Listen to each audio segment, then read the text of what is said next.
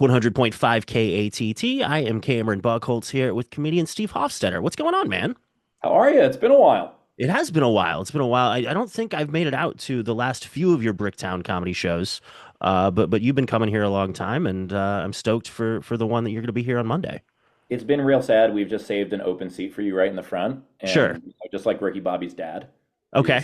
he's been leaving a ticket for you, and Mhm. been. Other things happen, man. I don't know. I apologize, but I'll be there Monday. Yeah, you're going to be at Um, Bricktown Comedy this Monday, and if people can't make that, you'll be in Tulsa on Sunday. So a couple opportunities. yeah, I'm real excited about it. I actually the last time I played Bricktown, I got to do one of the coolest things I've ever done, which was I got to do infield drills with Oklahoma City Dodgers. Oh, nice. It's incredible. Okay. The Yeah. former Dodgers, they changed the name. Now they're like the Cosmics or Comets. Yeah, I can't I saw remember. that yeah, because it was Tulsa Drillers. They're also Dodgers. But Yes. yeah, but it was Oklahoma City Dodgers, and then I think they finally were just like, we want to sell our own merch. Yeah.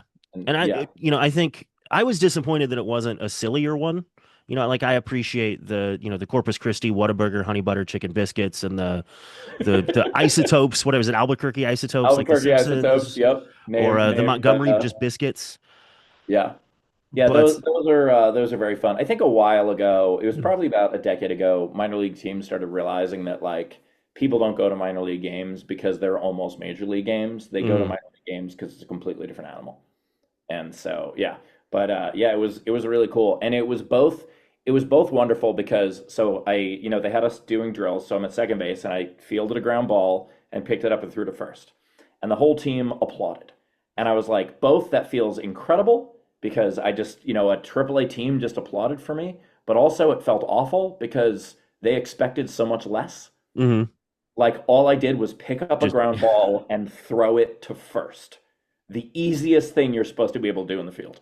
I probably wouldn't be able to do that. And I'd imagine most of the other, comics or whoever they've done that with clearly were not able to do that in the past. So now, have I, you ever gotten to throw out a first pitch at any sort of game? I have thrown out, this is a great question. I've thrown out 42 of them.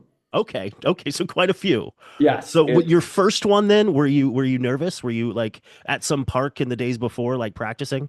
absolutely like the first one I ever got to do. I thought it was going to be the only one I'd get to do. It was just a dream come true. There was a minor league team, the Bowie Bay Sox in Maryland, we were talking about doing a show at the stadium. And they were like, well, what do you charge for it? And I was like, a plane ticket and a first pitch. I just want to do this. Yeah. And so I got to do it, and it was so cool. But I practiced for weeks. And then as I started doing more and more of them, I just started throwing. And sometimes that's the best way to do it because you're not in your head. You just get Mm. out there, you're tired and not thinking about it, you just throw. And sometimes I really should have practiced, especially Yeah. as I got older. I mean, you don't want to with Baba Booey it. I think his is kind of the most infamous of the bad first Yeah. pitches. I got brought on the Howard Stern wrap-up show to make fun of that because I Okay. threw pitches. Yeah. Now, of the 42, was there like a highlight one? Like, is there one that sticks out in your head of like, oh, that's the coolest? I'm assuming there's a few of those are MLB teams, right? Oh yeah, absolutely. I mean, I think probably the one that stuck out most was the White Sox. Partially because I've always liked the White Sox. They're my second favorite team. They are my American League team, which is very sad the last couple of years. But I just grew up, with the Frank Thomas and Jack McDowell teams, and that was so much fun. So not only getting to throw one, and I actually wear the jersey number 35 because of Frank Thomas on the White Sox. So I got to wear basically a Frank Thomas jersey and throw a pitch. And then a really weird thing happened. The Chicago Sun-Times put me on the cover of the sports page, and not in a way of like, "Hey, comedian Steve Hofstetter." They didn't mention my name. They did not say anything about who I was. They just took a still frame of me looking ridiculous during a pitch because when you are a freeze from a pitch is Hmm.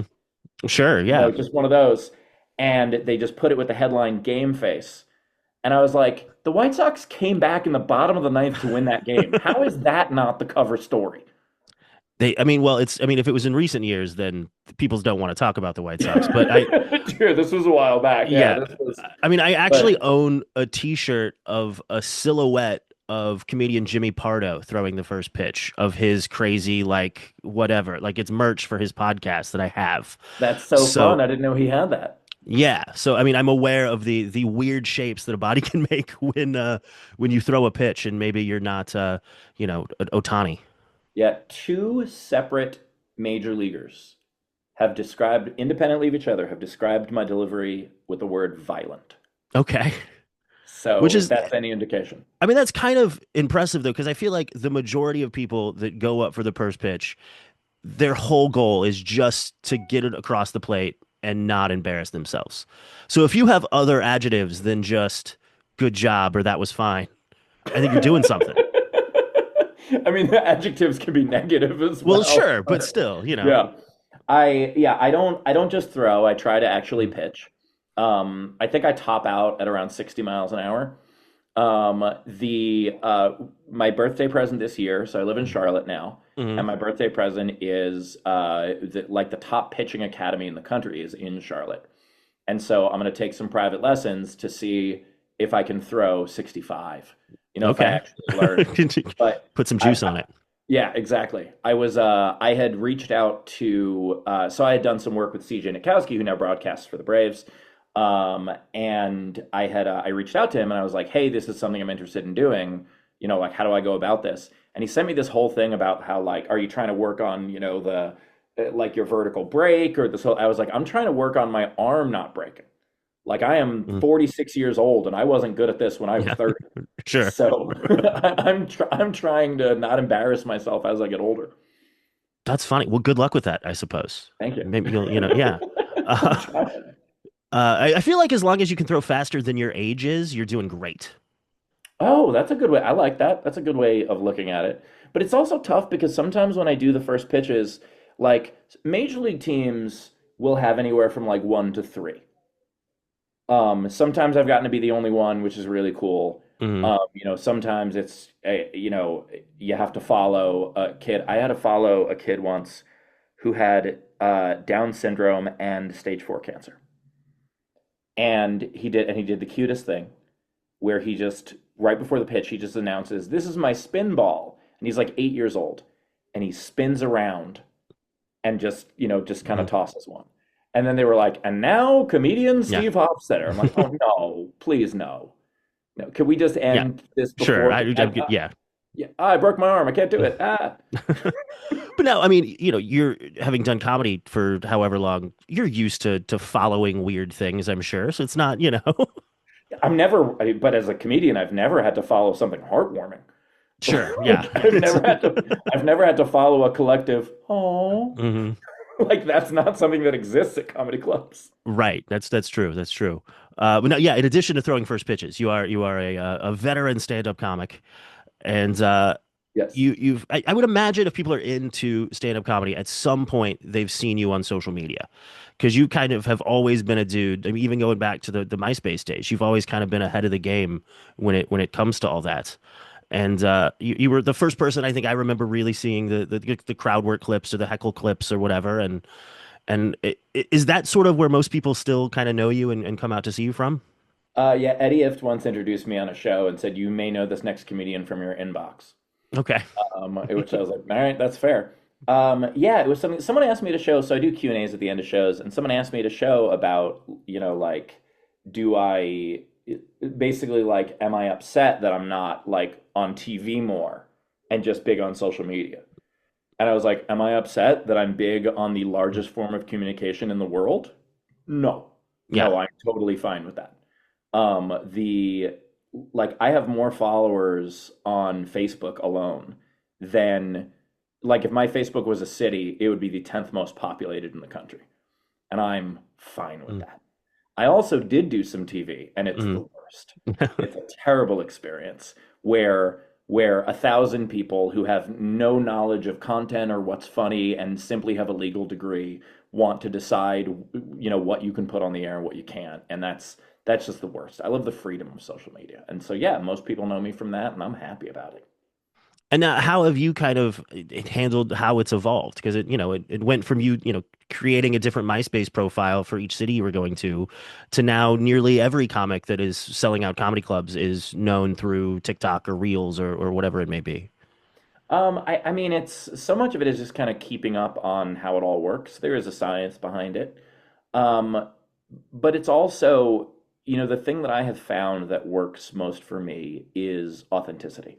And so, however it evolves, whether people are interested in crowd work, and now there's like crowd work clip fatigue, because, the amount of people who think, so where are you from is crowd Mm, work. Ugh. sure. Um, but whatever it is you just stay authentic to you, and that's how you find your audience, whatever that audience may be. And my audience might be different than your audience, who might be different from another audience. But there's what, 8 billion people in the world? And so like you can find your audience as long as you stay authentic. Gotcha. And now, what are you looking towards like next? Because I feel like you said talked about the crowd work fatigue and whatever, and I think the TikTok comics have more or less run its course, but nothing new has kind of stepped up to be like, oh, this is the next thing now. Um, like what I'm looking for more in my life is I'm having a baby in a few months, Oh and wow, that's congrats. yeah, thank you. That's going to make things very different. But in terms of digital stuff, I've been leaning very hard into anti-fascist content these days, Hmm. and I think it's important for people to do that, especially while we still can. In terms of like what site is next, I don't know.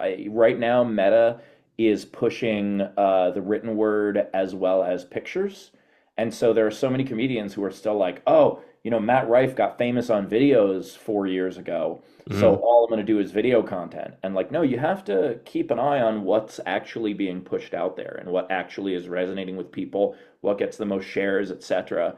And it's not about playing catch up. It's not about creating a MySpace page in 2011 when it was already dead. Hmm. It's about being creative. And so many comedians are so wonderfully creative on stage. And the second they take their foot off the stage, they're a bunch of hacks when it comes Hmm. to promotion in the business and things like that. And it's like, no, stay creative. And you're someone who's really good at like I see you repost people's often negative comments that most comics might either ignore or pretend they didn't see or hide or whatever, and you turn them into new content. Yeah, that was actually something that started when I was 18 years old. My brother and I ran this sports website called Sports Jerk of the Week.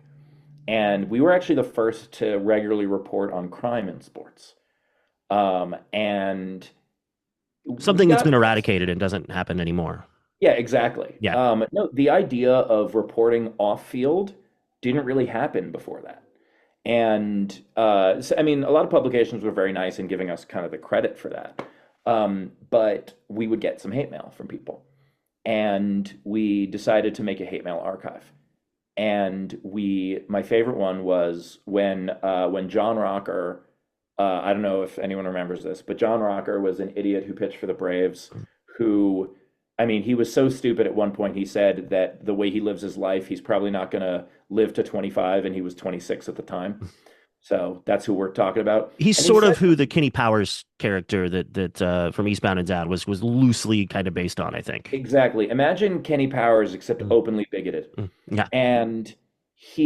And so like we had, written some stuff about him. I think I said something about him playing Third Reich for the Braves, and uh, called him the Ku Yeah. Klux closer, and how when he strikes out the side, the outfield wall reads KKK. But anyway, the idea was we had some Mm, fun at his yeah. expense. And someone wrote in, and in all capital letters, because of course, said, "You are the New York Jews John Rocker was talking about. John Rocker for Mm, president, better yet, king." And so I simply replied and mm, said, "Your caps lock key is stuck.